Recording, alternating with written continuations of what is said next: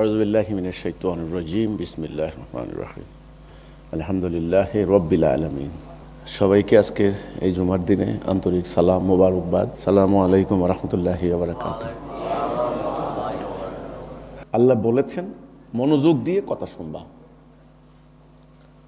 এর মধ্যে যেটা উত্তম সেটা গ্রহণ করো, আশা করা যায় তুমি সঠিক পথ পেতে পারো। এবং আল্লাহ বলেছেন যে তোমাকে কান দেওয়া হয়েছে শুনবা, চোখ দেওয়া হয়েছে দেখবা, হৃদয় দেওয়া হয়েছে উপলব্ধি করবা, ব্রেন দেওয়া হয়েছে চিন্তা ভাবনা করবা। তো চিন্তা করবা, দেখবা, শুনবা, উপলব্ধি করবা।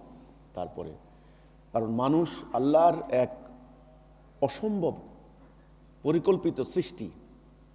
মানুষ পশুর মতো নয়, যে একটা পশু যেমন রাস্তার পাশে দাঁড়িয়ে যেমন একটা গরু ঘাস খায়, গরুকে যদি আপনি তাকে ডাকেন তো সে কিন্তু ডাকে সাড়া দিবে না, সাড়া দিবে না, কারণ তার শ্রবণ শক্তি সেদিকে নাই।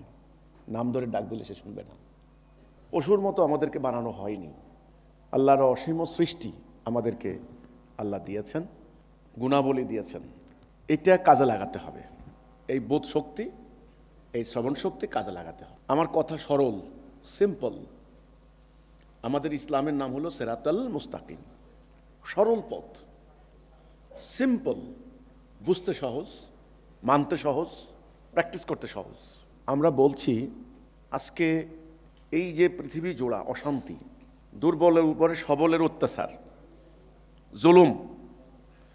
আপনি একটা রাষ্ট্রের দিকে তাকান, একটা গ্রামের দিকে তাকান, ঠিক গ্রাম থেকে বেরিয়ে রাষ্ট্রের দিকে তাকান, সেখান থেকে বেরিয়ে সারা দুনিয়ার দিকে তাকান, একই দৃশ্য। একটা গ্রামে দেখবেন যে লোকটা শক্তিমান আর যে লোকটা দুর্বল গরিব তার উপরে নিপীড়ন চালাচ্ছে। একটা রাষ্ট্রে দেখেন যে দলগুলি, যে গোষ্ঠীগুলি শক্তিশালী, তারা দুর্বল মাইনরিটি, এদের উপরে অত্যাচার জুলুম চালাচ্ছে। এবার দৃষ্টিটা আরেকটু বড় করেন, আন্তর্জাতিকভাবে চলে যান, যে রাষ্ট্রগুলি ক্ষমতাশালী, ছোট দুর্বল রাষ্ট্রগুলির উপরে অত্যাচার জুলুম চালাচ্ছে। এটাকে শাস্ত্রের ভাষায় বলে মাৎসন ন্যায়। পুকুরের মধ্যে যেমন বড় বড় ভোল মাছ, গজার মাছ, বল মাছ, এগুলি থাবা দিয়ে পুটি পুটি মাছগুলোকে খেয়ে ফেলছে। এটা মাৎসন ন্যায় বলে, অন্যায়। এই যে দুনিয়াটা চলছে এখন, এই দুর্বলের উপরে সবলের অত্যাচার। আপনি দেখেন ভেনেজুয়েলার প্রেসিডেন্টকে ধরে নিয়ে গেছে ডোনাল্ড ট্রাম্প। দুনিয়া নীরব না? আমি তো বলি এখানে আমার একটা দ্বিমত আছে। নিকোলাস মাদুরো, ওই লোকটা যদি খ্রিস্টান না হইয়া মুসলমান হইতো, ওরা নিত না, ওরা ওখানে মেরে ফেলাইতো। এটা আমার পার্সোনাল ওপিনিয়ন। ওরা যদি খ্রিস্টান, কাজে ওরা নিজে নিয়ে ওখানে মোটামুটি আদরে রাখবে। এটা যদি খালি মুসলমান হইতো, খালি যেমন সাদ্দামের কি হয়েছে, গাদ্দাফির কি হয়েছে, সাদ্দামের কি হয়েছে, আরো অন্যান্য, যদি মুসলমানের সন্তান হইতো তাহলে নিত না, এত টাকা খরচ করে নিত না, ওখানে বোম মাইরা শেষ করে দিত। কথা হচ্ছে দুর্বলের উপরে সবলের অত্যাচার, দরিদ্রের উপর ধনীর বঞ্চনা, শাসিতের উপর শাসকের জুলুম। দুনিয়া আজকে নরককুণ্ড। আমাদের বাংলাদেশের অবস্থা খুব বেশি বিস্তারিত বলার দরকার নেই। আপনারা যেহেতু এই দেশে আছেন, আপনারা সচেতন নাগরিক, আপনারা চোখ বন্ধ করে রাস্তায় হাঁটেন না। আর ইদানিং তো সোশ্যাল মিডিয়া আছে, আপনারা প্রতিনিয়ত তাজা খবর পেয়ে যাচ্ছেন। তো বাংলাদেশে কি হচ্ছে আশা করি আপনাদের কাছে পরিষ্কার। এমন কোনো দিন নাই খুন হচ্ছে না, ডাকাতি হচ্ছে না, এমন কোনো দিন নাই মার্ডার হচ্ছে না, এমন কোনো দিন নাই হাজার হাজার ধর্ষণ হচ্ছে প্রতি মাসে, হাজার হাজার ডাকাতি। আমি গতকালকে আসলাম, আমাকে একটা ট্রাকের ড্রাইভার বলল যে ভাই আমাদেরকে তো এখন রাতের বেলায় আর গাড়ি চালানো যাবে না, ডাকাতি রাত দেখ। ছোট্ট একটা বাংলাদেশ, এখানে lakh lakh police, lakh lakh army, RAB, BGB, দুনিয়ার কিছু, এত আইন শৃঙ্খলা বাহিনী, ডাকাইতে জ্বালায় ড্রাইভাররা গাড়ি চালায় না রাতের বেলায়। বাংলাদেশ, এখানে অফিসে যান, আগে যদি 10,000 টাকা ঘুষ দেওয়া লাগতো, এখন 1 লাখ টাকা ঘুষ। ঘুষের রেট বাড়ছে না কমছে? সুদের রেট বাড়ছে না কমছে? বিদেশে টাকা পাচার করা বাড়ছে না কমছে? বাড়ছে। চুরি ডাকাতি, খুন রাহাজানি, আর হাট বাজারে এই মারামারি, কিলাকিলি, কেওয়াস, ঝগড়া, খুনাখুনি, বল্লম যুদ্ধ, টেটা যুদ্ধ বাড়ছে। এই অশান্তির কারণটা কি? এটাই হলো প্রথম কথা। মানুষ তো আইন রচনা করেছে, মানুষ তো আইন প্রণয়ন করেছে, সংবিধান বানিয়েছে, বানায় নাই? কোন রাষ্ট্রের সংবিধান নাই বলেন? সব রাষ্ট্রের সংবিধান। আইনকে প্রয়োগ করার জন্য আইন শৃঙ্খলা বাহিনী রাখা হচ্ছে, ট্যাক্স নেওয়া হচ্ছে জনগণ থেকে, হাজার হাজার কোটি টাকা। বাংলাদেশের বাজেটের দুটি খাত ব্যয় হয় সবচেয়ে বেশি ব্যয় হয় এক খাত, সেটা হলো বিদেশিদের সুদের টাকা দেওয়ার খাত। আর একটা খাত হচ্ছে সরকারি কর্মচারীর বেতন। এই সরকারি কর্মচারীর মধ্যে অধিকাংশ হচ্ছে আইন শৃঙ্খলা বাহিনী, নিরাপত্তা বাহিনী। মানুষের নিরাপত্তা কোথায়? তাইলে আইন বানানো হয়েছে, আইন শৃঙ্খলা বাহিনী বানানো হয়েছে, পাহারাদার দেওয়া হয়েছে, সিসি ক্যামেরা লাগানো হচ্ছে, টেলিভিশন নিয়ে বসে আছে, গোয়েন্দা সংস্থা কাজ করতেছে। কি শান্তি আসছে? কেন আসে নাই? এই প্রশ্নের উত্তর, কেন আসে নাই? শান্তি আসবে না। কারণ মানুষ নামক এই যন্ত্র যিনি বানিয়েছেন তিনি জানেন এটা কিভাবে অপারেট করলে এটা ভালোভাবে চলবে। তিনি গাইডলাইন দিয়েছেন, কিন্তু আমরা মানুষরা ওই স্রষ্টা আল্লাহ তার গাইডলাইন আমরা বাদ দিয়েছি। আপনারা গাড়ি বানান না, কম্পিউটার বানান না, মোবাইল ফোন বানান না, তো যিনি বানায়, যে কোম্পানি বানায়, সঙ্গে একটা মেনটেনেন্স বুক দেয় না? দেখবেন একটা বই দেয়, জাপানি হলে জাপানি ভাষা দেয়, চাইনিজ হলে চাইনিজ ভাষায় দেয়, ইন্ডিয়া হলে হিন্দি ভাষায় দেয়, আর আমেরিকার ইউরোপিয়ান হলে ইংরেজি ভাষায় দেয়। উপরে লেখা আছে মেনটেনেন্স বুক। আপনি দামি একটা ঘড়ি কিনতে যান, একটা মোবাইল ফোন কিনতে যান, একটা রেডিও, একটা টেলিভিশন, যাই কিনেন, সঙ্গে একটা মেনটেনেন্স বুক দেয় আপনাকে। এখানে বলা আছে কিভাবে কিভাবে আপনি মেনটেনেন্স করবেন, এমনকি কত পাওয়ারের আপনি সুইচ ইউজ করবেন, কি কি কখন কী করবেন, সমস্ত মেনটেনেন্স। এখন এটা যদি আপনি বাদ দিয়ে নিজে মাতব্বরি করে অপারেটিং করতে থাকেন, তাহলে এটা নষ্ট হবে। আমাদের বক্তব্য হচ্ছে এই, মানুষকে আল্লাহ রাব্বুল আলামিন সৃষ্টি করেছেন আল্লাহর খলিফা হিসাবে, আল্লাহর প্রতিনিধি হিসাবে। মানুষ আল্লাহর প্রতিনিধি, আল্লাহর খলিফা। মানুষকে এই পৃথিবীতে আল্লাহর প্রতিনিধি হিসেবে যখন সৃষ্টি করা হলো, তখন ইবলিস চ্যালেঞ্জ দিল, মানুষকে আল্লাহর খেলাফত করতে দিবে না, সে অশান্তি কায়েম করবে। আল্লাহ যখন বাবা আদমকে বানালেন, তখন সমস্ত ফেরেশতাদেরকে বললেন একে সেজদা করো। সবাই সেজদা করলো, ইবলিস সেজদা করলো না। তার আগে কিন্তু আল্লাহ বলেছেন ফেরেশতাদের সামনে, মালাইকদের সামনে, ওয়াইজ ক্বালা রাব্বুকা লিল মালাইকাতি ইন্নী জাইলুন ফিল আরদি খলিফা, এই পৃথিবীতে আমি খলিফা বানাবো, তোমরা কি বলো? খলিফা, প্রতিনিধি। কার প্রতিনিধি? আল্লাহর প্রতিনিধি। এই পৃথিবীতে আমরা আল্লাহর প্রতিনিধি, এই কথাটা মনে রাখতে হবে। তো যখন আল্লাহ বাবা আদমের ভিতরে রূহ ফুঁকে দিলেন, আল্লাহর রূহ, তখন খলিফার তিনি পাওয়ার অফ অ্যাটর্নি পেয়ে গেলেন, ক্ষমতা পেয়ে গেলেন। আল্লাহর রূহ আছে কিন্তু আমাদের ভিতরে।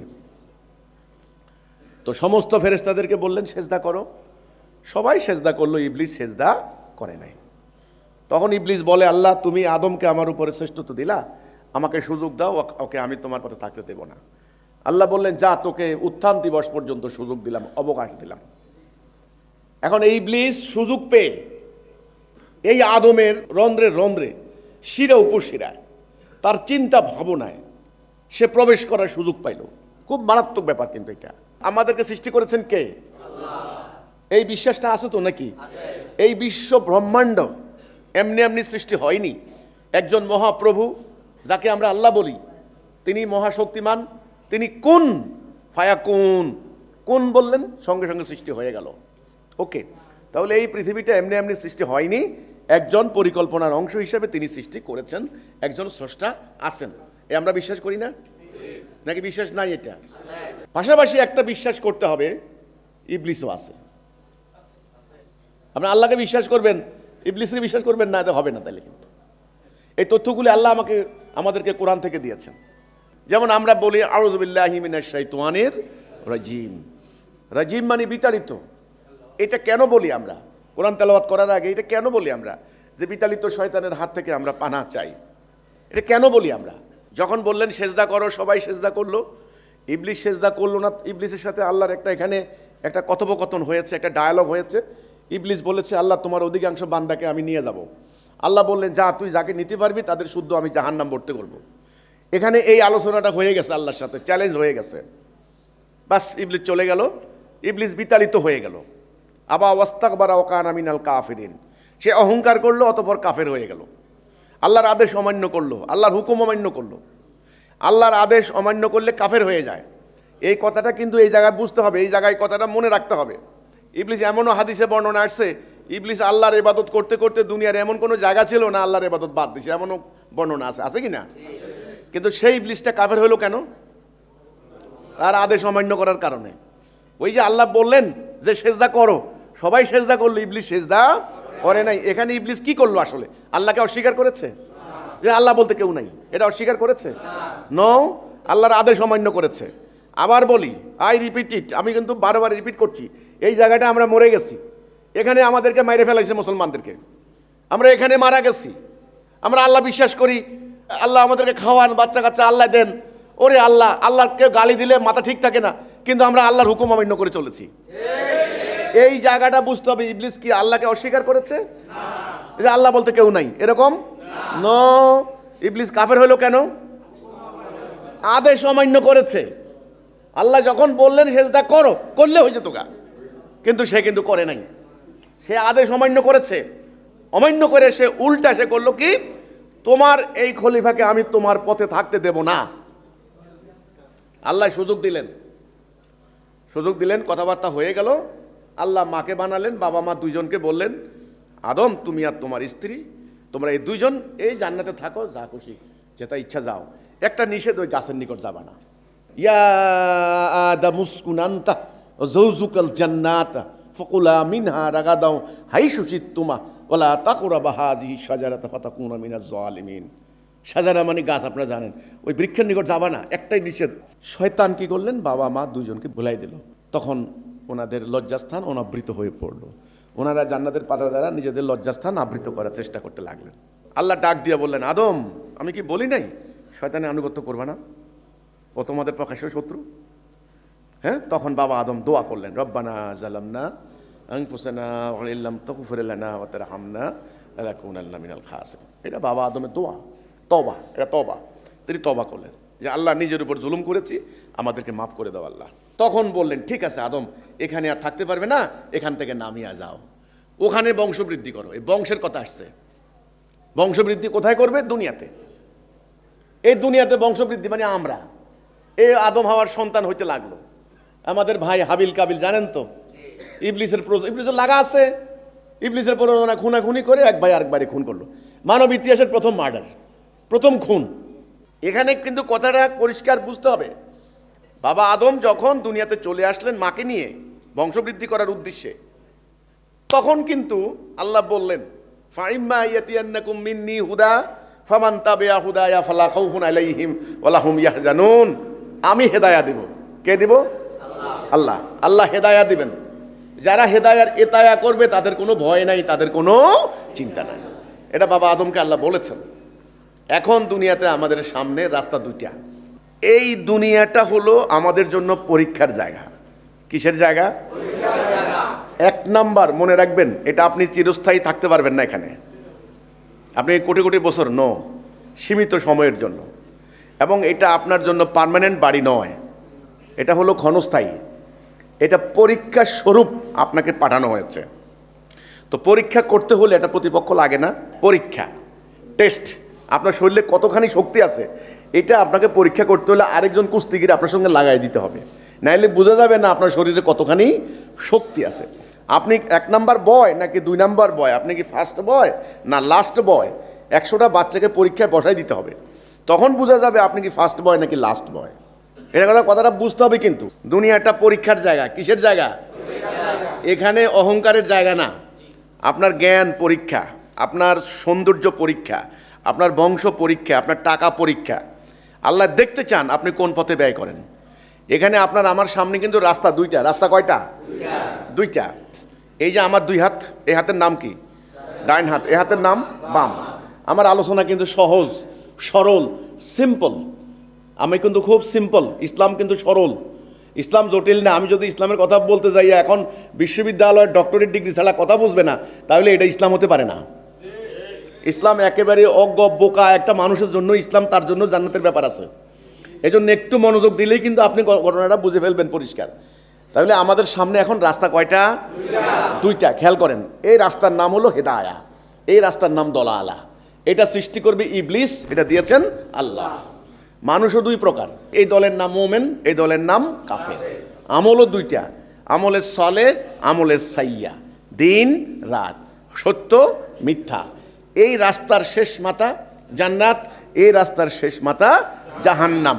এই জন্য সূরা ফাতিহার মধ্যে আমরা প্রতি ওয়াক্ত নামাজে আল্লাহর কাছে দোয়া করি, ইহদিনাস সিরাতাল মুস্তাকিম, আল্লাহ সরল পথে আমাদেরকে হেদায়া দাও। গায়রিল মাগদুবি আলাইহিম ওয়ালাদ-দাল্লিন, ওই দলালাতে নিও না, ওই দিকে যাব না, ওটা জাহান্নামের পথ, ওটা ইবলিসের পথ। ওই পথে যারা যায় তারা অশান্তির আগুনে পড়ে মারা যায়, আর এই পথে যারা থাকে তারা জান্নাত সুখে শান্তিতে থাকে।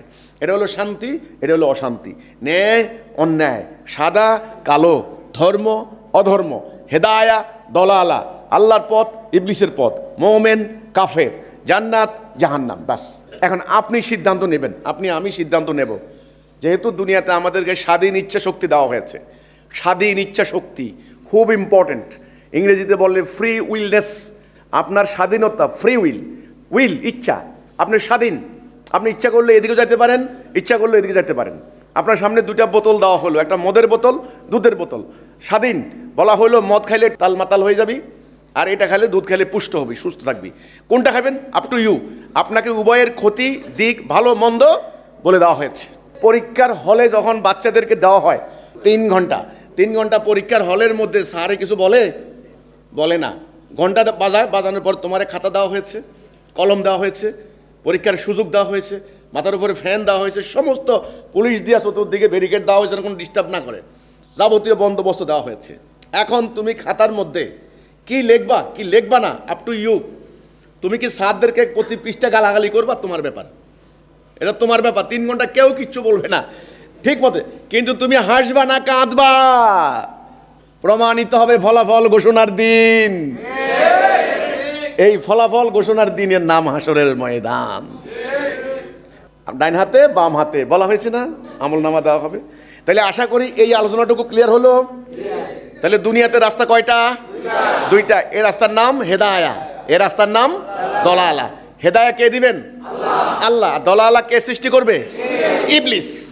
ইবলিসের কাজ হচ্ছে মানব জাতিকে ফুসলাইয়া, ওই যে আমরা বলি না ওয়াসওয়াসিল খান্নাস, এই ওয়াসওয়াসা মানে ইনস্টিগেশন, কুমন্ত্রণা, প্ররোচনা, লোভ লালসা, মানে বিভিন্ন ভাবে আপনাকে এই রাস্তা থেকে নামিয়ে ওইটা নিতে পারলেই ইবলিস কাম সারা।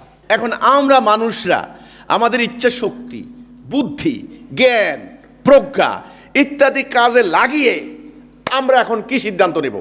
আমরা কি ডান দিকে যাব নাকি বাম দিকে যাব? আমরা কি আল্লাহর আনুগত্য করব না ইবলিসের আনুগত্য করব? বুঝে শুনে কথা বলতে হবে কিন্তু। আমরা কি আল্লাহর খেলাফত করব না ইবলিসের খেলাফত করব? আমরা কি মোমেন হব না কাফের হব? আমাদের উচিত কোনটা? উচিত কোনটা? ডান দিকে থাকা না বাম দিকে থাকা? কারণ যিনি আমাকে সৃষ্টি করেছেন তিনি ভালো জানেন এই রাস্তায় শান্তি নাকি ওই রাস্তায় শান্তি। তিনি বলেছেন ওইদিকে যাবা না, ওইদিকে ইবলিসের কুমন্ত্রণা আছে, ওইদিকে ভাই ভাই মারামারি হানাহানি হবে, খুনাখুনি হবে, দুর্বলের উপরে সবলের অত্যাচার হবে, নারীদের নিপীড়ন হবে, সাবধান ওইদিকে যাইবা না, ও তোমাদের মধ্যে অশান্তি চায়, শেষে তোমাদেরকে জাহান্নামে নিবার চায়। ওর আনুগত্য করবে না, লা তাত্তাবিউ খুতুওয়াতিশ শাইতান, শয়তানের আনুগত্য করবে না, আমার আনুগত্য করো। ফা'বুদুনি হাযা সিরাতুল মুস্তাকিম, এটাই সিরাতুল মুস্তাকিম, খালি আমার ইবাদত করো, আমার আনুগত্য করো। এখন আপনারা রায় দেন, সেটা হলো আমরা কার আনুগত্য করব? কার খেলাফত করব?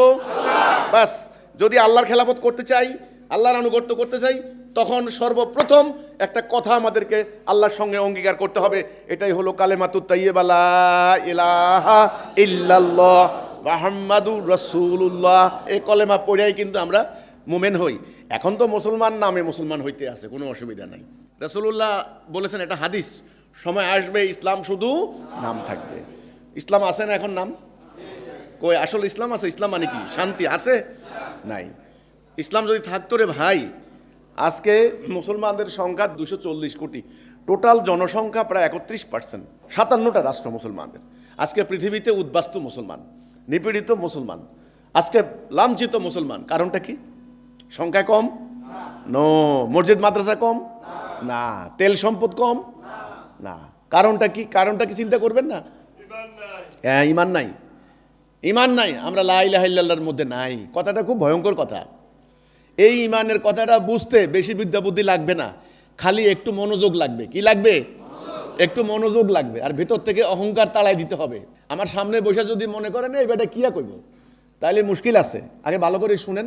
একটা মুসিও রাস্তার পাশে বসে বসে জুতো সেলাই করে, বিড় বিড় করে কথা বলতে থাকে। শুনেন সে কি বলে। এমন কথাও বলতে পারে জীবনে আপনি শুনেন নাই।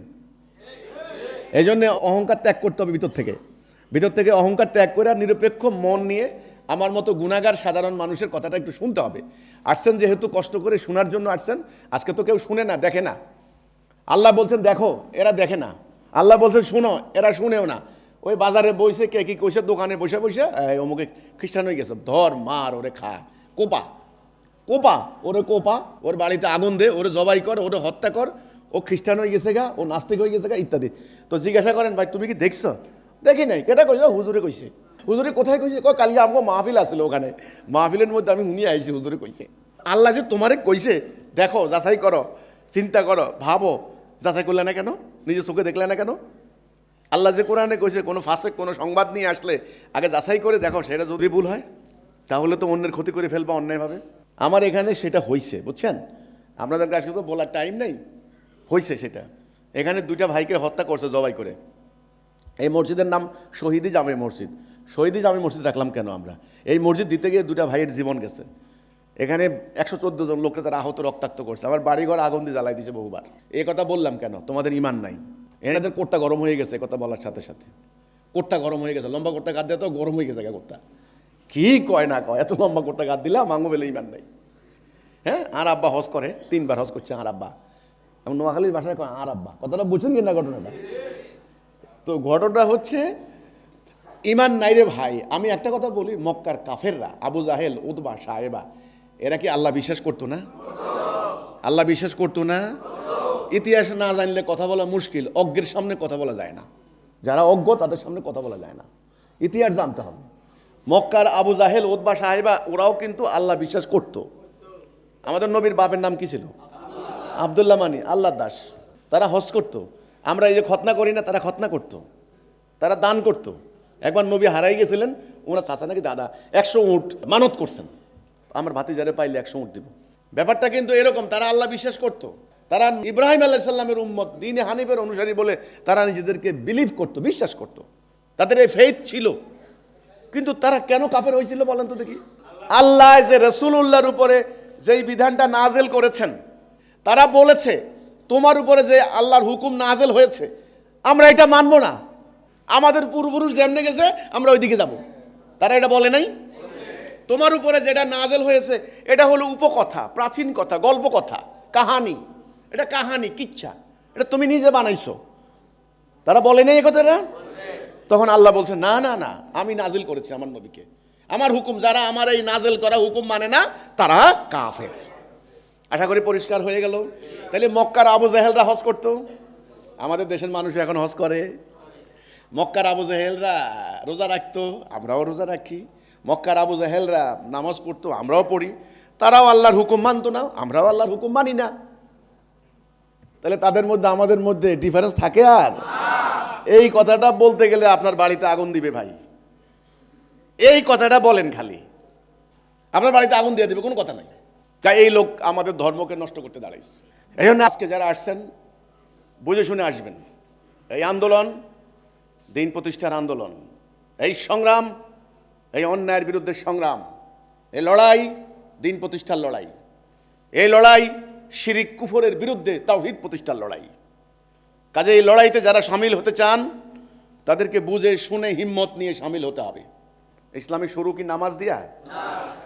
এই ইসলামের শুরু কি নামাজ দিয়া? ইসলামের শুরু কি হজ দিয়া? হাদিসে আসছে ইসলামের বুনিয়াদ 5টা। পঞ্চবেনার ইসলাম। 1 নম্বরে লা ইলাহা ইল্লাল্লাহ মুহাম্মাদুর রাসূলুল্লাহ, এটা 1 নম্বর। 2 নম্বরে হলো আকিমুস সালাহ, সালাহ নামাজ বলি আমরা। 3 নম্বরে হলো আতাউ যাকাত। 4 নম্বরে হলো হজ্জুল বাইত। 5 নম্বরে সাওমে রমাদান, রোজা হলো 5 নম্বর। এই যে সামনে রোজা আসতেছে 5 নম্বর। আগে ঈমান, আগে নামাজ না, আগে রোজা না, আগে ঈমান। রাসূলুল্লাহ নবুয়তি 23 বছরে 13 বছর গেছে খালি ঈমান বুঝাইতে। আর ঈমানের দাওয়াত দেওয়ার সাথে সাথে ওনার উপরে মক্কায় কেউ বলতে পারবে না রাসূল কারো চুরি করেছেন, নাউজুবিল্লাহ, কারো ক্ষতি করেছেন, মিথ্যা কথা বলেছেন, প্রতারণা করেছেন, কেউ কি বলতে পারবে? তাইলে মক্কায় রাসূলের উপরে ইতিহাসের এই বর্বরতম জঘন্যতম নিপীড়ন নির্যাতন হয়েছে কেন? একটা দিন রাসূলকে সুস্থ থাকতে দেওয়া হয়নি। তিনি যখনই লা ইলাহা ইল্লাল্লাহর ঘোষণা দিয়েছেন তখনই ওনার চাচা আবু লাহাব প্রথম পাথর নিক্ষেপ করেছে, তাব্বা আলাকা ইয়া মুহাম্মদ, তুমি ধ্বংস হও মুহাম্মদ। এই জন্য আসছো আমাদেরকে একথা বলার জন্য আসছো? তারা বুঝেছে লা ইলাহা ইল্লাল্লাহর মানে কি। তাইলে মক্কা 13টা বছর নিপীড়ন নির্যাতন হয়েছে কি নামাজের কারণে, রোজার কারণে? আপনারা বলেন না কেন? হজের কারণে? তাহলে মক্কা 13 বছর নির্যাতন হয়েছে কিসের কারণে? ঈমান, ঈমান, ঈমান, ঈমান, ঈমান। তাহলে কি ঈমানের ঘোষণা দিলেন? লা ইলাহা ইল্লাল্লাহ। ওনাদের উপর পাথর নিক্ষেপ করছে আর আমরা ঈমানের কথা কই আমগরে মুরগির রান, খাসির রান দেয়। বুঝলাম না তো, হিসাব তো বুঝতেছি না। আমি বলি আজকে বুঝে শুনে বলেন, দেখবেন রাসূলুল্লাহর কিসমতে যা হয়েছে আপনার কিসমতে তাই হবে। বুঝে শুনে বলেন লা ইলাহা ইল্লাল্লাহ, আল্লাহ ছাড়া আমি কারো হুকুম বিধান মানি না।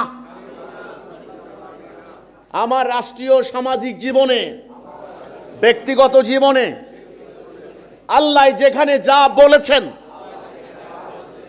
ওইটা ছাড়া আমি কারো হুকুম মানি না।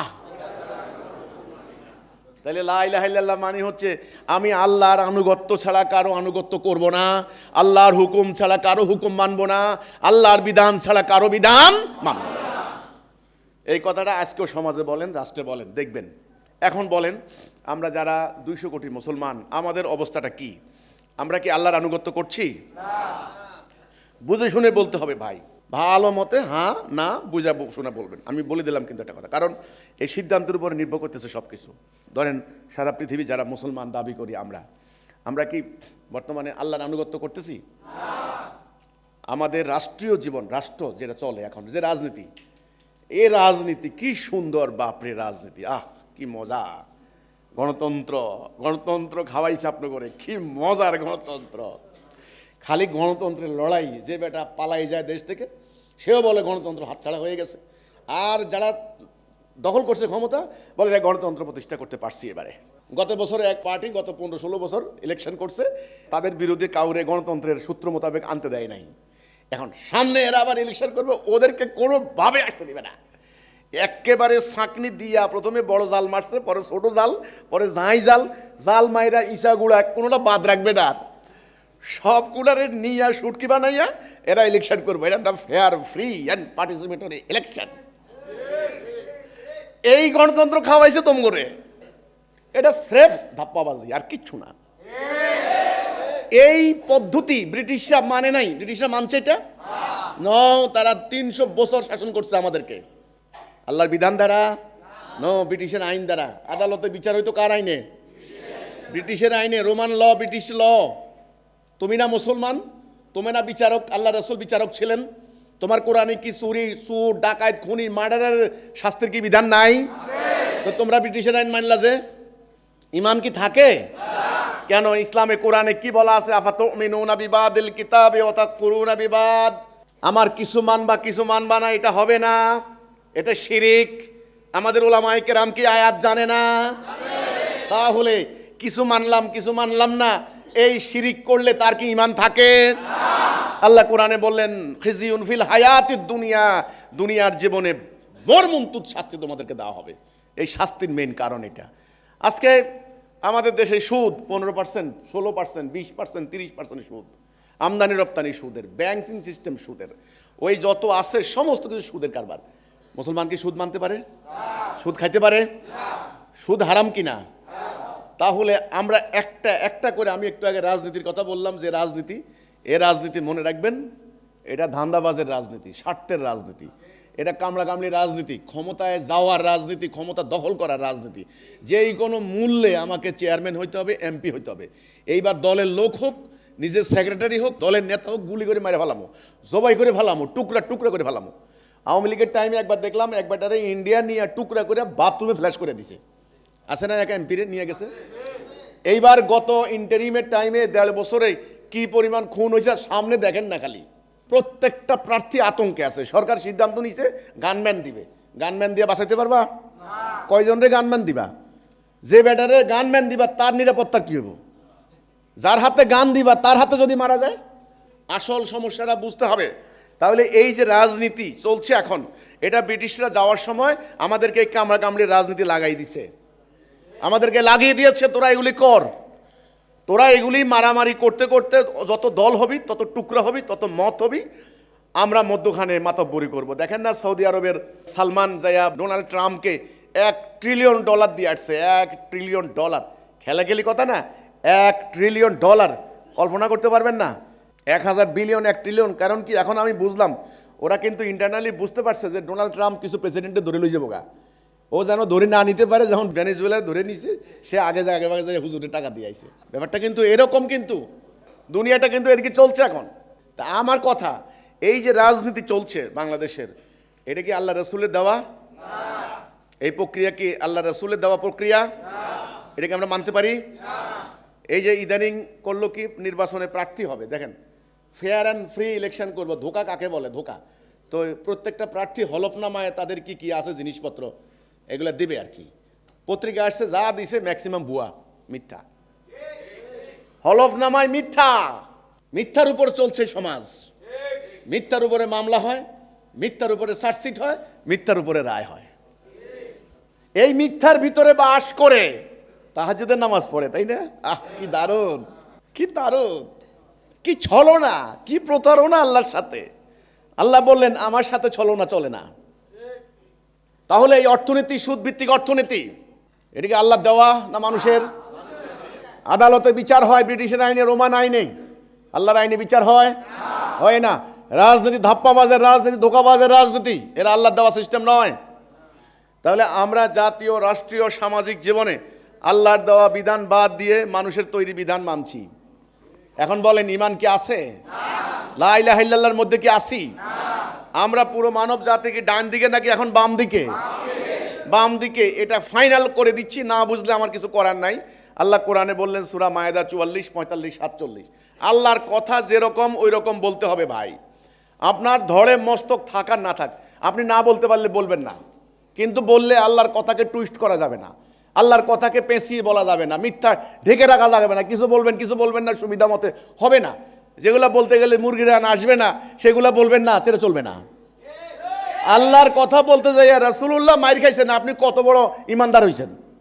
আল্লাহর কথা ঠিক আল্লাহ যেভাবে বলেছেন সেভাবে বলতে হবে। কি বলেছেন আল্লাহ? যারা আমার নাজেল করা বিধান দ্বারা ফয়সালা করে না, তারা কাফের, তারা ফাসেক, তারা জালেম। এখন বলেন, জাতীয়, রাষ্ট্রীয়, সামাজিক জীবনে আমাদের এই জাতির মধ্যে কি আল্লাহর বিধান চলে? চলে না। যেহেতু আমরা আল্লাহর বিধান, আমি আবার বলছি, আমাদের ঘিলুর মধ্যে ঢুকে না। এটা বলে কি আস্তাগফিরুল্লাহ, আমরা তো কোরআন শরীফ মুখস্থ করি। হ্যাঁ মুখস্থ করেন।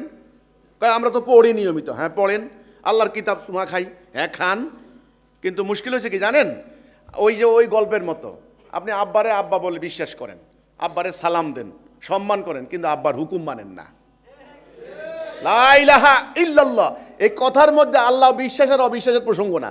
লা ইলাহা ইল্লাল্লাহ, এই কথার মধ্যে হচ্ছে আমাকে ছাড়া কারো আনুগত্য করতে পারবে না। ইবলিস কিন্তু আল্লাহ নাই এটা বলে নাই। নো, ইবলিস কাফের হলো কেন? তার হুকুম না মানার কারণে, আদেশ না মানার কারণে। তা আমরা আল্লাহর আদেশ মানছি না, আমরা কি ইমানে আছি? ইবলিস যে কারণে কাফের হয়েছে, আবা ওয়াস্তাকবারা ওয়া কানা মিনাল কাফিরিন, আমরা সেই কারণে কাফের কি হই নাই? বাস এই কথাটা এখন আপনি বলতে যান, এই সমাজ কাফেরের সমাজ, এই মহল্লা কাফেরের মহল্লা, তোরা সব কাফের হয়ে গেছস, এইটাই বলতে যান, দেখবেন আপনার কপালে কি আসে। দেখেন খালি। আমার শুনানি ক্লিয়ার। আপনারা আজকে বিচারক, আপনারা এখন রায় দেন। আমরা কি ডান দিকে আছি নাকি বাম দিকে আছি? আমাদের কি ঈমান আছে না নাই? নাই। আমরা কি মোমেন না কাফের? এই শব্দটা কইতে অনেকের কষ্ট হয়েছে, আমি জানি। এটা আমি জানি কষ্ট হলেও বাস্তবতা হচ্ছে এই, আমরা আল্লাহর হুকুম, আল্লাহর বিধান, আল্লাহর আইন, আল্লাহর নিয়ম বাদ দেওয়ার কারণে আজ আমাদের এই দুর্গতি নেমে এসেছে পারিবারিক, রাষ্ট্রীয়, জাতীয় জীবনে। আমাদের এখন প্রস্তাবনা হচ্ছে এই প্রস্তাবনা নিয়েই আমরা কাজ করছি। আমাদের আন্দোলন, আমরা বলছি আমাদের আর বাঁচার কোনো রাস্তা নাই, কোনো জাতিসংঘ আমাদেরকে বাঁচাইতে পারবে না, সেটা প্রমাণিত হয়ে গেছে। কেউ পারবে না, কোনো সরকার বাঁচাইতে পারবে না। ইন্টারিম বলেন আর ফিন্টারিম বলেন, কত নাম দিল, ডেমোক্রেটিক সরকার, সামরিক সরকার, ইন্টারিম সরকার, তত্ত্বাবধায়ক সরকার। আরে বাপ রে বাপ রে বাপ, কত নাম দেখলাম এই অল্প জীবনে। এই অল্প জীবনে কত কাহিনী দেখলাম, কত চিকন নেতা, মোটা নেতা, কত নেতা দেখলাম। নির্বাচন আইলে মনে হয় যেন আমাদের দেশের স্বর্গ বানাই দিব, হ্যান করেঙ্গা ত্যান করেঙ্গা। আর নির্বাচন হয়ে গেলে কয়দিন পরে মানুষ জীবন দিয়া বলে ফ্যাসিস্ট হয়ে গেছে গা, হাজার হাজার কোটি টাকা পাচার করে। ছোট্ট একটা ইউনিয়নের নেতা, সেও নাকি 2000 কোটি টাকার মালিক হয়ে যায়। এই ধাপ্পাবাজের রাজনীতি থেকে জাতিকে বাঁচাইতে হলে আগামী দিনের ভবিষ্যৎ, মাটি, ভূখণ্ড, ইমান, ইজ্জত, আব্রু হেফাজত করতে হলে দয়া করে মুসল্লিরা, আপনারা আর সাধারণ মুসল্লি, অবলা নারীর মতো মুসল্লি আর থাকেন না, একটু জাগ্রত হতে হবে রাসূলুল্লাহ সাহাবীদের মতো। তো আগে ভিতর থেকে জাগ্রত করেন, ভিতর থেকে চেতনাকে জাগ্রত করেন। বিশ্বাস করেন আপনাদেরকে মেরে ফেলেছে, আপনারা মরে গেছেন। বিশ্বাস করেন কথাটা আমার, আপনারা নাই, আর আপনারা নাই, আপনারা যে আমার সামনে বসে আছেন, আমি আপনাদের ভিতরে প্রাণ দেখি না। বিশ্বাস করেন, এই যে কাঠ আছে না, কাঠ লাকড়ি স্তূপ করে রাখলে, হ্যাঁ, জ্বালানি দেওয়ার জন্য যে লাকড়িগুলি রাখে, দেখবেন শুকাইয়া কিছুই থাকে না। মানুষ তাকাইলেই বোঝা যায় এই কাঠের মধ্যে কোনো ফল ধরবে না, কোনো পাতা গজাবে না। এটা শুধু সময়ের অপেক্ষা, চুলার ভিতরে যাবে, জ্বালানি হিসাবে ব্যবহৃত হবে। বিশ্বাস করেন, আমি যখন এই জনগোষ্ঠীর সামনে দাঁড়াই, আমার কাছে মনে হয় আমি কবরের মধ্যে গান গাইতে আছি। কবরবাসী কি গানের মর্ম বুঝবে? আর মরা লাশ। আপনারা ভিতরে জাগ্রত হন, সচেতন হন, মাথা উঁচু করে দাঁড়ান, বুক টান টান করে একটু দাঁড়ান। একটা কথা বলেন যে আমরা এখন থেকে সিদ্ধান্ত নিলাম, আমরা আল্লাহর বিধান ছাড়া কারো বিধান, লা ইলাহা ইল্লাল্লাহ, আল্লাহ তোমার আনুগত্য ছাড়া কারো আনুগত্য করব না। এতদিন থেকে আমাদের রাষ্ট্র চলেছে ব্রিটিশের আইনে, মানুষের আইনে। আমরা তোমার দাসত্ব করি নাই, আমরা তোমার আইন মানি নাই। আমরা যে কোনো কারণে হোক, শয়তানের প্ররোচনায় হোক আর অজ্ঞতার ফলে হোক, যেই কোনো কারণে হোক, আমরা তোমার হুকুম মানি নাই, তোমার আনুগত্য করি নাই। যেই কারণে আজ আমাদের জাতীয়, রাষ্ট্রীয়, অর্থনৈতিক জীবনে এই অমানিসার অন্ধকার নেমে এসেছে। একটার পর একটা জুলুম যাচ্ছে, আন্তর্জাতিকভাবে আমরা খাচ্ছি মায়ের। কাজে আমরা এখন বুঝতে পেরেছি আল্লাহর এক প্রিয় বান্দা আমাদের মহামান্য ইমামুজ্জামান, তিনি এই মহা সত্য আমাদের সামনে তুলে ধরেছেন। আজকে তিনি দুনিয়াতে নাই, তিনি ইন্তেকাল করেছেন 2012 সালে। ওনার ইন্তেকালের পর এই মহা সত্য নিয়ে আমি সংগ্রাম করছি। তো আমি আপনাদেরকে যে কথাটা বলার চেষ্টা করব, সেই আজকে এই অশান্তির মেইন কারণ আমরা আল্লাহর আনুগত্য বাদ দিয়েছি, আল্লাহর হুকুম বাদ দিয়েছি। এখন শান্তি প্রতিষ্ঠা করতে হলে আমাদেরকে আবার আল্লাহর হুকুমের দিকে প্রত্যাবর্তন করতে হবে, আল্লাহর হুকুম কায়েম করতে হবে, আল্লাহর বিধান কায়েম করতে হবে। বিধান কয় প্রকার? 2 প্রকার, আল্লাহর বিধান, ইবলিসের বিধান। আল্লাহর বিধান যেটা, সেটা হলো দ্বীনুল হক। এই কথাটা, এই শব্দগুলো আপনারা একটু বুঝেন, কোরআনের শব্দ। দ্বীনুল হক, সত্য দিন। দিন 2 প্রকার। দিন মানে হলো জীবন ব্যবস্থা, আমার আপনার জীবনটা কেমনে চলবে, এর একটা সিস্টেম, এর একটা ব্যবস্থা। এটা আল্লাহ দিয়েছেন আমাদেরকে চলার জন্য। আমরা যদি আল্লাহর দিন মানি, আমরা মোমেন। আর আমরা যদি ইবলিসের দিন মানি, আমরা কাফের হয়ে যাব। এখন বলেন তো, দুনিয়াতে দিন চলছে কার? মানুষের তৈরি দিন, আল্লাহর দিন চলে না। আপনারা কি আল্লাহর দিন মানবেন? তাহলে আমাদের নবীর আগমনের সার্থকতা পূর্ণ হবে যদি আপনারা যদি মানেন। সেটা হচ্ছে এই, ওয়াল্লাযী আরসালা রাসূলাহু বিল হুদা ওয়া দীনিল হক লিইয়ুযহিরাহু আলা দীনি কুল্লিহি ওয়া কাফা বিল্লাহি শাহীদা। কোরআনে আল্লাহ বলছেন, সূরা ফাতিহা 28, সূরা সফ 9, সূরা তওবা 33। আল্লাহ বলছেন, আমি আমার রাসূল পাঠিয়েছি হেদায়া এবং সত্য দিন দিয়ে। কি দিয়ে? হেদায়া এবং সত্য দিন দিয়ে। হেদায়া মানে কি? লা ইলাহা ইল্লাল্লাহ, আল্লাহর হুকুম ছাড়া কারো হুকুম মানি না।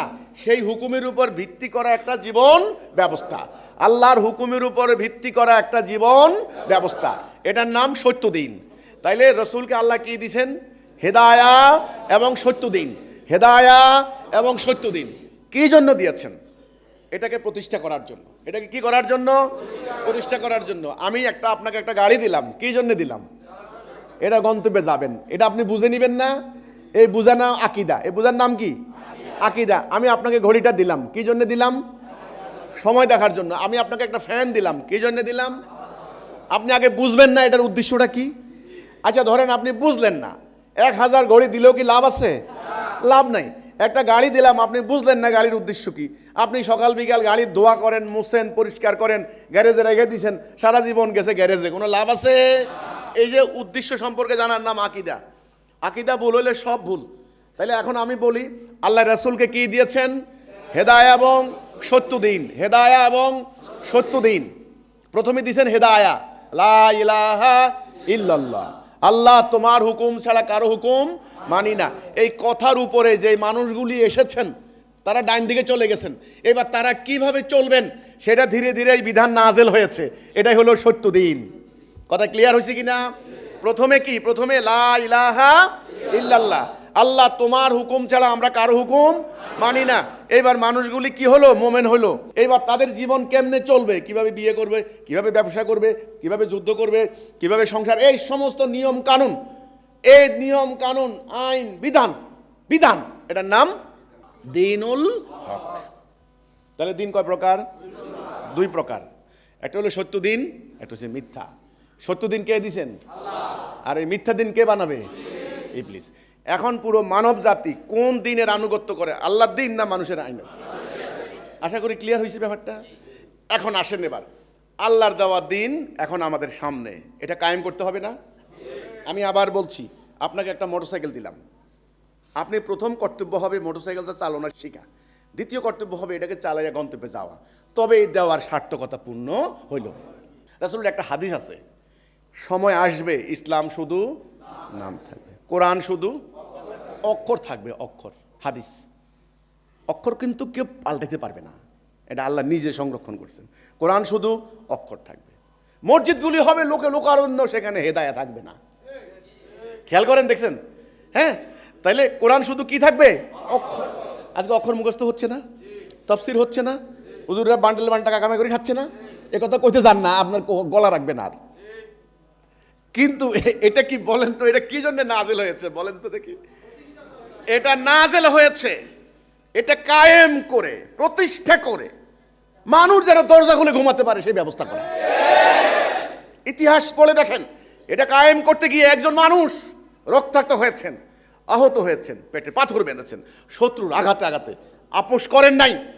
ওনাকে প্রস্তাব দেওয়া হয়েছিল ওনার চাচার মাধ্যমে, আপনার ভাতিজারে বলেন কত টাকা চায়, আমরা রাজা বানিয়ে দেব, কি ক্ষমতা চায় আমরা ক্ষমতা দেব, এটা ছাড়তে বলেন। তিনি বলছেন না, হয় আল্লাহর বিজয় হবে, না হলে মোহাম্মদ ধ্বংস হয়ে যাবে। এইটা প্রতিষ্ঠা করতে গিয়ে ওনার সঙ্গে যারা আমরা সাহাবী বলি, মোমেন, হযরত আবু বকর, ওমর, এনারা একদল সাহাবী কি হয়েছে বলুন তো দেখি? অধিকাংশের কবর হয়েছে বিদেশের মাটিতে, আহত হয়েছেন, রক্তাক্ত হয়েছেন, রণাঙ্গনে টুকরা টুকরা হয়ে গিয়েছেন।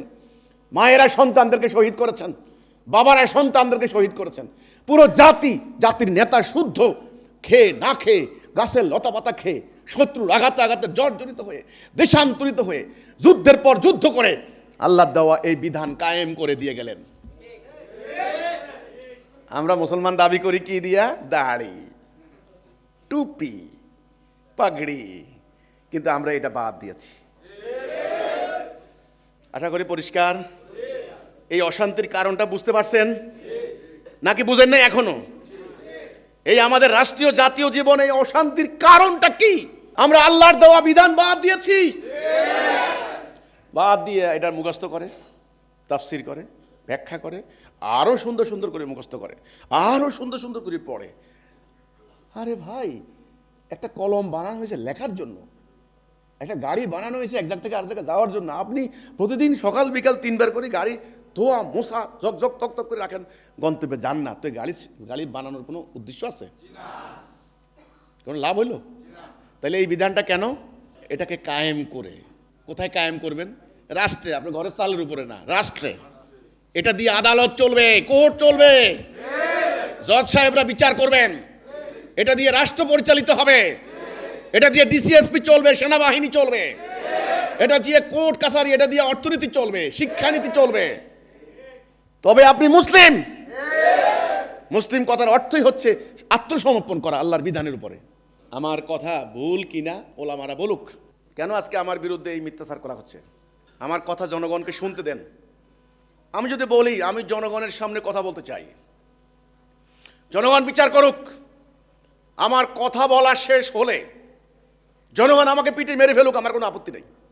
আমি আল্লাহর সামনে শহীদ হিসেবে উঠবো। আল্লাহ, তোমার সৃষ্টি আদম সন্তানের সামনে আমি তোমার আনুগত্যের কথা বলেছিলাম, তারা আমাকে পিটিয়ে অবস্থা করেছে, এ হাল করেছে।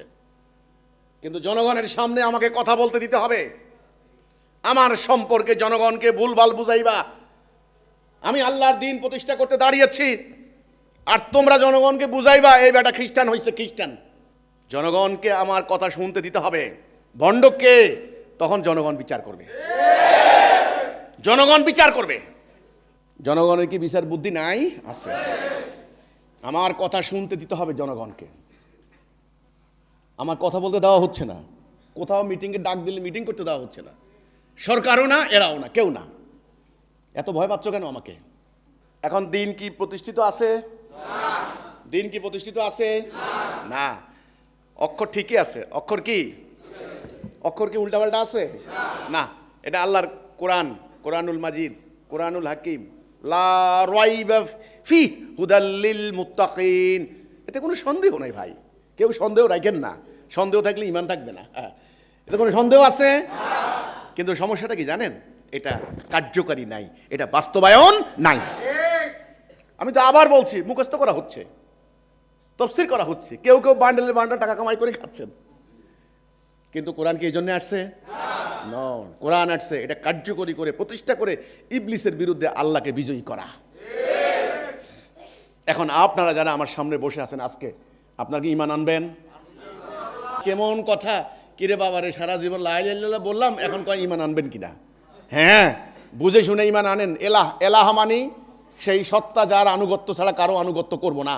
বুঝে শুনে কথা বলবেন। লা ইলাহ, নাই কোনো ইলাহ ইল্লাল্লাহ, মানে আল্লাহ ছাড়া আমি কারো আনুগত্য করব না।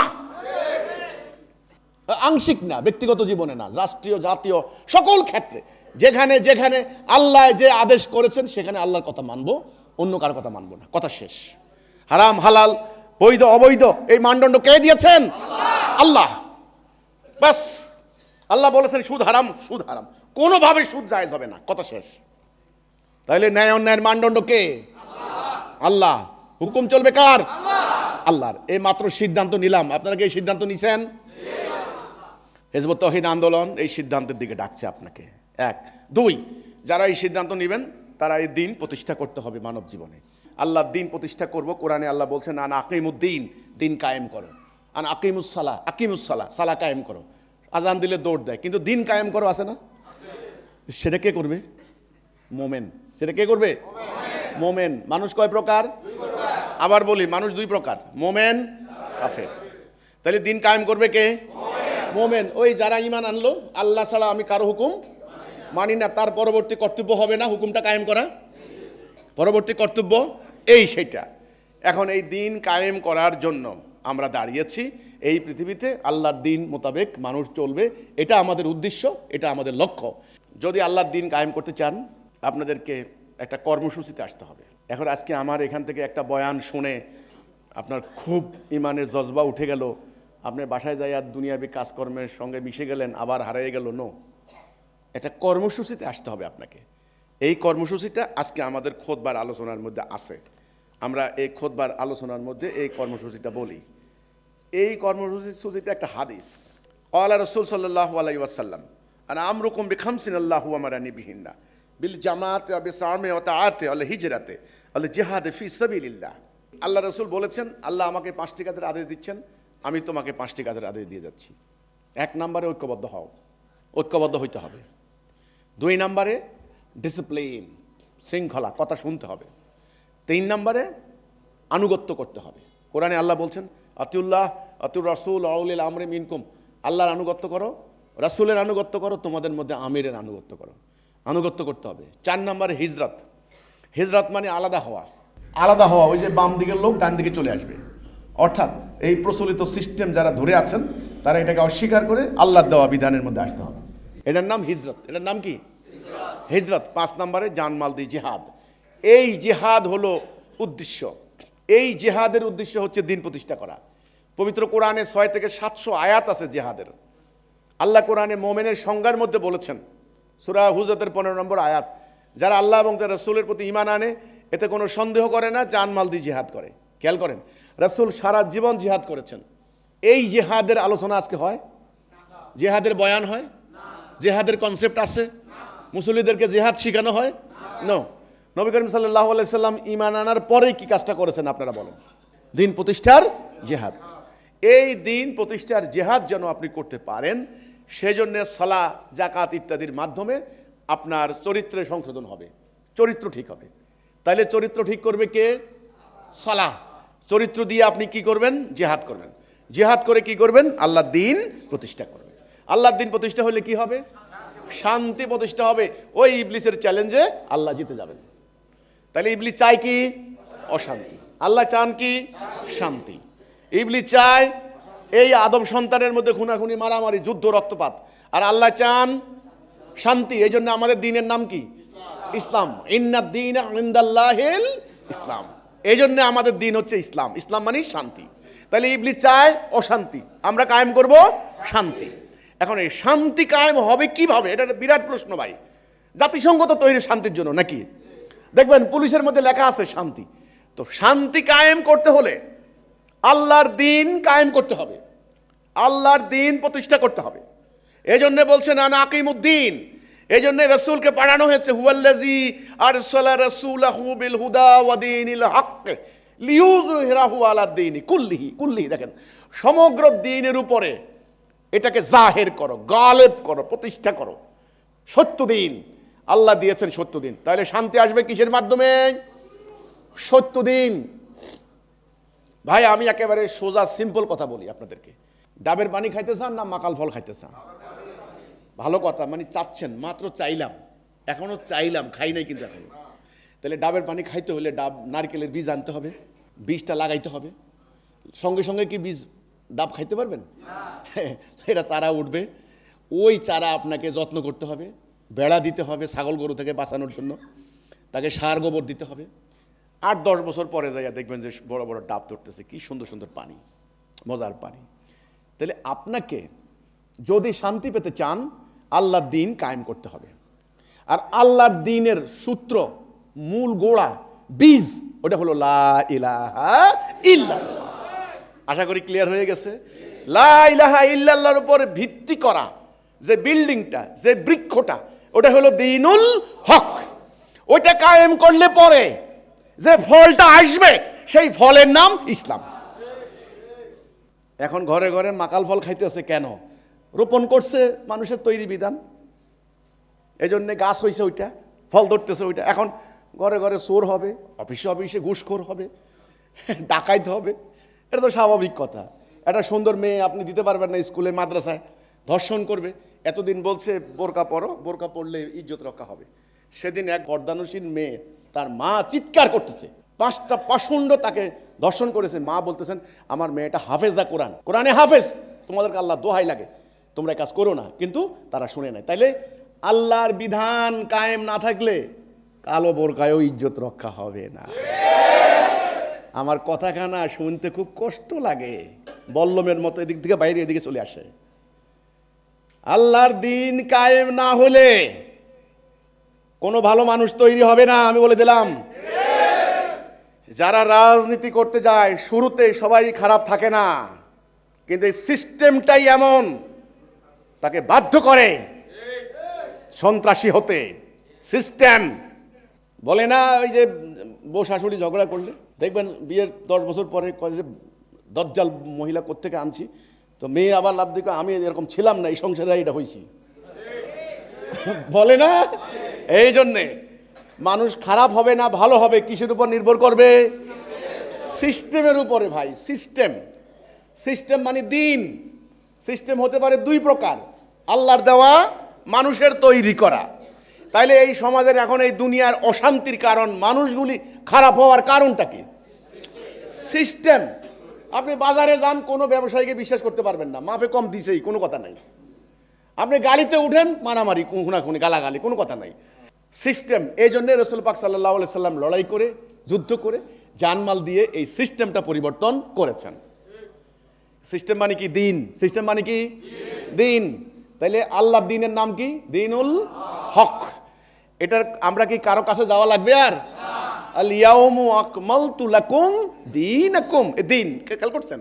আজকের এই দিন আমি কামেল করে দিলাম, কারো কাছে যাওয়া লাগবে না। সেনাবাহিনী কেমনে চলবে? আমি সিস্টেম করে দিছি।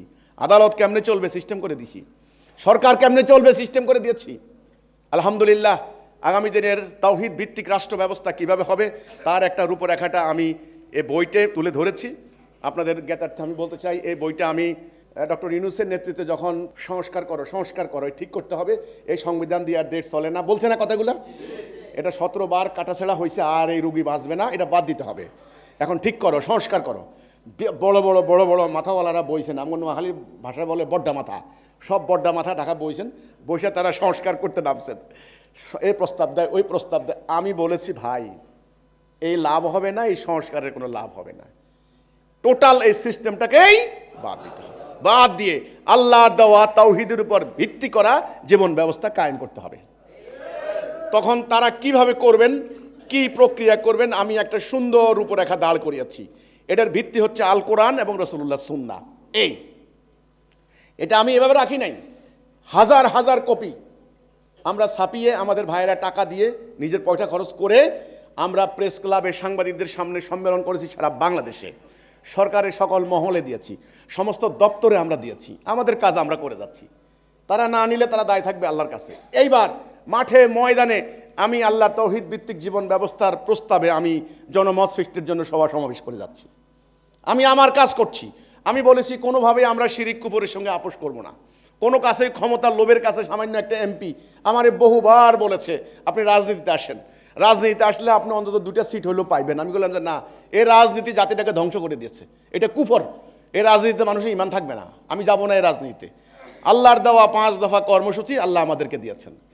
কাজেই আপনারা যারা এখানে আজকে এসেছেন, আলহামদুলিল্লাহ, আল্লাহ শুকর, আপনারা এটা বিশ্বাস করবেন, আপনারা মন দিয়ে বিশ্বাস করবেন, হৃদয় দিয়ে বিশ্বাস করবেন, হারিয়ে যাওয়া মহাসত্য দ্বীনুল হক আল্লাহ আবার দান করেছেন, আলহামদুলিল্লাহ। কোরআন তো আছে ভাই, আকীদা হারিয়ে গিয়েছিল। কি হারিয়ে গিয়েছিল? আকীদা। আবার বলি, আপনার পকেটে একটা কলম, এই যে কলম, এই কলমটা রাখলাম পকেটে। এখন আমার কনসেপ্ট আছে আকীদা, এটা কিসের জন্য? লেখার জন্য। যদি আমি এটা দিয়ে লেখি তাইলে এটা সঠিক ব্যবহার হইল, এই সম্পর্কে আমার ধারণাটা সঠিক হলো। এবার আমার যদি বলে যে না, এটা পকেটে রাখবি, কোথাও কেউ মাথার মধ্যে মারবি, তাইলে এই সম্পর্কে আমার আকীদা ভুল হলো না? আমলটা ভুল হয়ে গেল না? তাইলে আমল ভুল হবে আকীদার উপরে ভুল হইলে, আকীদা ভুল হইলে। আকীদা সহি হইলে আমল সহি হবে, আকীদা ভুল হইলে আমল ভুল হয়ে যাবে। তাইলে কোরআনের তো কোনো পরিবর্তন নাই। পরিবর্তন আছে? কোরআনের পরিবর্তন নাই। কিন্তু কোরআনটা কেন, এই কোরআনের নাযিলের উদ্দেশ্য কি, এটার জন্য রাসূলুল্লাহ কি করেছেন, এই আকীদা হারিয়ে গিয়েছে। তাহলে কি হারাইছে? কোরআন হারাইছে? হারায় নাই। কি হারাইছে? আকীদা, কনসেপ্ট। এটা কেন? এটা এই জন্য, কিভাবে সেটা কায়েম করতে হবে, এই 2টা জিনিস হারিয়ে গেছে। উদ্দেশ্য অর্জনের প্রক্রিয়া। আমি যাব চট্টগ্রাম, উদ্দেশ্য কেমনে যাব, বাসে যাব না বিমানে যাব, এটা হলো প্রক্রিয়া। তাহলে একটা হলো উদ্দেশ্য, একটা হলো উদ্দেশ্য অর্জনের প্রক্রিয়া। তাহলে দিনের উদ্দেশ্য কি? এটাকে কায়েম করে, এটাকে প্রতিষ্ঠা করে মানুষ যেন দরজা খুলে ঘুমাতে পারে সেই ব্যবস্থা করা, এটা হলো উদ্দেশ্য। তাহলে এই উদ্দেশ্য অর্জনের প্রক্রিয়াটা কি হবে? জিহাদ। জিহাদ এবং কেতাল, এর বাহিরে না। ওই নির্বাচন করলে হবে না ভাই, যারা দলগুলি নির্বাচন করে না করেন, দিন আসবে না, দিন আসবে না। শোনেন, এটা কোনো নির্বাচনকালীন জোট না। সাফফান কাআন্নাহুম বুনিয়ানুম মারসুস, আয়াত একটু দেখেন, ওয়াতাসিমু বিহাবলিল্লাহি জামিয়া ওয়ালা তাফাররাকু, আলাদা হতে পারবেন না। ঐক্য, সীসা গলানো প্রাচীরের নাই ঐক্য। এটা নির্বাচনকালীন জোট না। যারা ঐক্যবদ্ধ হবেন তারা এক দেহ এক প্রাণ, একজন নেতা, একটা হুকুম, একটা উদ্দেশ্য, এটার নাম ঐক্য। একজন আরেকজনকে দেখে পালাবে না। শৃঙ্খলা, এরপরে আনুগত্য করতে হবে, এরপরে হিজরত, তারপরে জিহাদ। আপনি জিহাদ করতে পারবেন না উপরে 4টা না হলে। ঐক্যবদ্ধ হলেন না, আপনার হলো ডিসিপ্লিন শুনলেন না, নেতার আনুগত্য করলেন না, হিজরত করলেন না, আপনার দ্বারা জিহাদ করা হবে না। এই আবেগ দিয়ে লাভ নাই। এরকম বহুত আবেগ দেখছি। বর্তমানে জেহাদের ভুল ব্যাখ্যা দিয়ে, উদ্দেশ্যমূলক ব্যাখ্যা দিয়ে, কোরআন হাদিসের ভুল ব্যাখ্যা দিয়ে একদল বাইর করছে নির্বাচন জেহাদ, আরেক দল বাইর করছে আত্মার বিরুদ্ধে জেহাদ, বড় জেহাদ। আরেক দল এখানে ওখানে উল্টাপাল্টা মানুষের পর্যটন গাড়িতে হামলা করে বোম মাইরা, এটার নাম জেহাদ। নো, জেহাদ হবে, জেহাদ মানে আপ্রাণ চেষ্টা। জেহাদ মানে কি? আপ্রাণ চেষ্টা। কিসের জন্য? আল্লাহর দ্বীন প্রতিষ্ঠা করার জন্য, ফি সাবিলিল্লাহ, আল্লাহর রাস্তায়। জেহাদের কোনো দুনিয়াবি উদ্দেশ্য থাকতে পারবে না। একটা ইটের টুকরা আশাও আপনি করতে পারবেন না, তাইলে ওটা জেহাদ হবে না। আল্লাহর সাহায্য ছাড়া আপনি কি মনে করছেন দ্বীন প্রতিষ্ঠা হয়ে যাবে? No no no no. এ সব কিছু আপনি অর্জন করলেন। কি অর্জন করলেন? আপনি সিদ্ধান্ত নিলেন আল্লাহর হুকুম মানবেন, ওকে, আপনি ঐক্যবদ্ধ হয়ে গেলেন, আপনি ডিসিপ্লিন হলেন, একজন নেতার আনুগত্য করবেন, আপনি প্র্যাকটিস করা শুরু করলেন, ওকে, তলোয়ার চালনা শিখলেন, বল্লম চালনা শিখলেন, সব আয়োজন কমপ্লিট। একটা জিনিস বাদ আছে, আল্লাহ সাহায্য। আপনি গরু গোস্ত খাবেন, সব কমপ্লিট, গরু জবাই করলা, গোস্ত আনলা, মশলা আনলা, আলু আনলা, সব আছে, আগুন নাই। সব আয়োজন কি হবে? সময়ের মধ্যে খালি পৌঁছে যাবে, পৌঁছা। কাজেই কি লাগবে? আল্লাহর সাহায্য। এবার আসেন, আল্লাহ সাহায্য করবেন কাকে? মোমেনকে। এখানেই ধরা। কার কত বড় লম্বা সার্টিফিকেট এগুলো দেখাইয়া লাভ নাই, লম্বা দাড়ি দেখাইয়া লাভ নাই। কি হইতে হবে? মোমেন। মোমেনটা কে? সূরা হুজুরের 15 নম্বর আয়াত। যারা আল্লাহ এবং তার রাসূলের প্রতি ঈমান আনলো। এই ঈমান কথাটা সুম্মা লাম ইয়ারতাবু, এতে কোনো সন্দেহ করলো না। তার মানে ভেতরে ভেতরে আমূল পরিবর্তন, কোনো সন্দেহ, দ্বিধা, সংকোচ থাকা যাবে না। 100% আল্লাহর হুকুমেই শান্তি, আল্লাহর হুকুমেই মুক্তি, আল্লাহর হুকুম ছাড়া আমাদের কোনো জান্নাত নাই। এই বিশ্বাস, সেই ইতমিনান, এই ট্রাস্ট ভেতরে থাকতে হবে। ভেতরে, লোক দেখানো, বাইরে বাইরে দেখানোর কিছু নাই, ভেতরে। এই ঈমান এবং মৃত্যু পর্যন্ত এই কথার মধ্যে থাকতে হবে।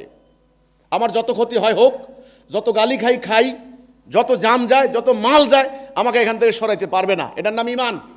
ওই একজনের হুমকি একটা দিল, আপনি সঙ্গে সঙ্গে নাই, ওইটা ঈমান না। হযরত বেলালকে সকালে শোয়াইতো, বিকেলে আনতো। কি বেলাল কি অপরাধ করছিলেন? এই ঈমান আনছিলেন। এটার নাম ঈমান। এটার মধ্যে থাকতে হবে। তারপরে জান মাল দিয়া দিতে হবে, শর্তহীন, প্রশ্নহীন, দ্বিধাহীন, আপনার যা আছে। এই হলো মোমেন। 1 নাম্বারটা কি? আল্লাহ রাসূলের প্রতি ঈমান। 2 নাম্বার, জান মাল দিয়ে জিহাদ। জান মাল দিয়া দিতে হবে, নেওয়ার সিস্টেম নাই, দিয়া দিতে হবে। ইসলাম দেওয়ার মধ্যে, নেওয়ার মধ্যে না। যারা নিল তারা ঠকলো। মোমেন। এই জন্য কোরআনে আল্লাহ বলছেন, ওয়ালা তাহিনু ওয়ালা তাহজানু ওয়া আনতুমুল আলাউনা ইন কুনতুম মুমিনিন। তোমরা হতাশ হইও না, তোমরা নিরাশ হইও না, তোমরা বিজয়ী হবে যদি তোমরা মোমেন হও। তাহলে বিজয় লাভ করবে কে? মোমেন। আল্লাহ সাহায্য করবেন কাকে? মোমেনকে। এখন বলেন তো, পুরো 200 কোটি এরা যদি মোমেন হইতো সংজ্ঞা মোতাবেক, আজকে দুনিয়া শাসন করতো এরা? তাহলে আমাদের এই যে বাংলাদেশে আমরা প্রায় 16 কোটি যদি মোমেন হইতাম, মোমেন কয় জাতি হবে? এক জাতি। মোমেনের নেতা কয়জন হবে? একজন। মোমেন হুকুম মানবে কার? আল্লাহর। মোমেনের সমাজে শান্তি না অশান্তি? এখন বলেন তো, এই জাতি, জাতিগতভাবে এরা কি মোমেন নাকি? আপনারা বলেন তো দেখি। হাজার হাজার পীর, এক এক পীর এক এক তরিকা, এক একজন বাদশাহ হয়ে রয়েছে, হাজার হাজার তরিকা, কিন্তু জাতি হবে কয়টা? হুকুম চলবে কার? নেতা হবেন কয়জন? কর্মসূচি হবে কয়টা? একটা। এই যে আমরা কাবা শরীফের দিকে, কাবাতে শরীফেতে আল্লাহ, সবাই লক্ষ্য কোন দিকে হয়? একদিকে না? একদিকে। অর্থাৎ এক থাকবা তোমরা। আজকে এক আছি আমরা? নাই। শেষ উদাহরণ দিচ্ছি। যদিও আল্লাহ রসুল এটা দিয়ে যান নাই আমাদেরকে, আল্লাহ রসুল দিয়ে গেছেন তলোয়ার, আমাদেরকে দিয়ে গেছে, ধরাই দিছে। এটা ইতিহাসের কোন জায়গায় আইসা এটা ধরলাম, ওটা ফালাই দিলাম, এটাও আমাদের জানা নাই। যাই হোক, আজকে আমি উদাহরণটা দিলাম। এখানে 100টা দানা। কয়টা দানা? 100টা দানা। এই দানাগুলার একত্রিত করছে কিসে? সুতা। যদি আমি এখন সুতাটা কেটে দিই, এক একজন একটা চলে যাবে না, এক একটা? ঠিক। আজকে মুসলমানদের এই বিচ্ছিন্নতার কারণ কি? সুতা। কিসের সুতা? ঈমানের সুতা, ঈমানের দড়ি। কিসের দড়ি? ঈমানের দড়ি আজকে নাই। হাবলিল্লাহ, হাবলিল্লাহ, আল্লাহর দড়ি, আল্লাহর রশি নাই। তো এই হলো আমার কথাটা। আমরা সবাই ঐক্যবদ্ধ হয়ে আল্লাহর দ্বীন প্রতিষ্ঠার জন্য সংগ্রাম করব, জেহাদ করব, কর্মসূচিতে আসব। সবাই তো রাজি না? আল্লাহ আমাদেরকে এই কর্মসূচি দান করেছেন। এর বাহিরে কোনো কর্মসূচি নাই, এর বাহিরে কোনো দিন নাই। আপনাদেরকে অভিনন্দন, আপনাদেরকে মোবারকবাদ। আপনারা আমাদের এখানে এসেছেন, আমাদের দুটি কথা শুনেছেন। আপনাদেরকে আল্লাহ তাআলা হেদায়েত দান করুক, আমি দোয়া করি। দলালা থেকে ডান পাশে আসার তৌফিক দান করুক। আল্লাহ হাফেজ। সালামু আলাইকুম ওয়া রাহমাতুল্লাহি ওয়া বারাকাতুহু।